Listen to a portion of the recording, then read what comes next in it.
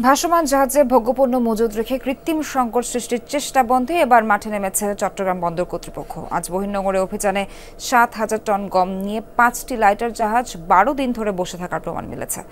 নির্দেশনা উপেক্ষা করায় আরও কয়েকটি জাহাজকে জরিমানা করা হয়।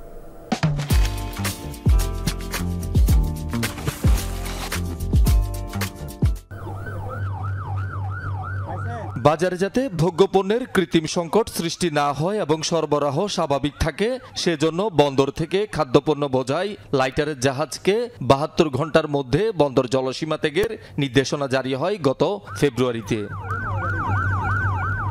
বন্দর কর্তৃপক্ষের অভিযোগ, সে নির্দেশনা অমান্য করে বিশ্বাস গ্রুপের ৫টি লাইটারের জাহাজ ১২ দিন ধরে বসে আছে বহির্নোঙরে।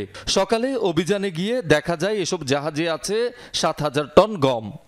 আমাদের কোম্পানির নিজস্ব মাল বিশ্বাস গ্রুপ, তো আমাদের কোম্পানি বলতেছে আর কি এখানে ওয়েট করার জন্য, ওনারা গার্ডে নিয়ে যাবে একটু সমস্যার কারণে। আমাদের কোথায় পাঠাবে, কখন পাঠাবে এটা কিছুই বলে নাই, যার কারণে আমরা এখানে থাকতে বাধ্য হয়েছি।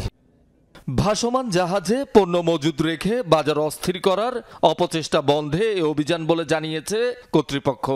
এই জাহাজগুলো যখন যাবে পণ্য সরবরাহ বাড়বে, পণ্য সরবরাহ বাড়লে দ্রব্যমূল্যের দাম কমে যাবে। তো মানুষের জনসাধারণের জীবনযাত্রা সহনীয় রাখার জন্য আমরা এই অভিযানটা পরিচালনা করছি, যাতে দ্রব্যমূল্য সবসময় সহনীয় পর্যায়ে থাকে। অভিযানে নির্দেশনা উপেক্ষা করে সাগরে অবস্থান করা ৫ জাহাজের পাশাপাশি লাইসেন্স, ফিটনেস, অগ্নি নিরাপত্তা ব্যবস্থায় ত্রুটি থাকায় আরও কয়েকটি জাহাজকে জরিমানা করা হয়। ১৫ তারিখে মালামাল বন্দর থেকে নেওয়ার পরও এখানে ১৫ দিন ধরে বসে আছে, যে তাদের মধ্যে মালামালের মূল্য বাড়ানোর একটা অশুভ তাদের মধ্যে প্রচেষ্টা দেখা যাচ্ছে। আর যে ৩টা জাহাজে আমরা কাগজপত্র চেক করেছি তার মধ্যে কিছু অ্যানোমালি পাওয়া গেছে, সেগুলো আইনানুগ প্রয়োজনীয় ব্যবস্থা গ্রহণ করা হবে। শহীদুল সুমন, যমুনা নিউজ, চট্টগ্রাম।